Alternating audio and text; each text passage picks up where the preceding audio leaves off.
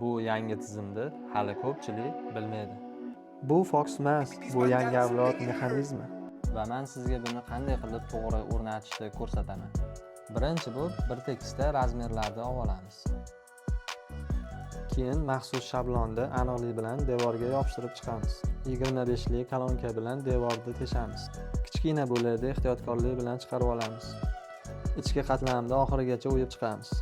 Komplektdagi 3 ta himoya plastmasini tiqib chiqamiz.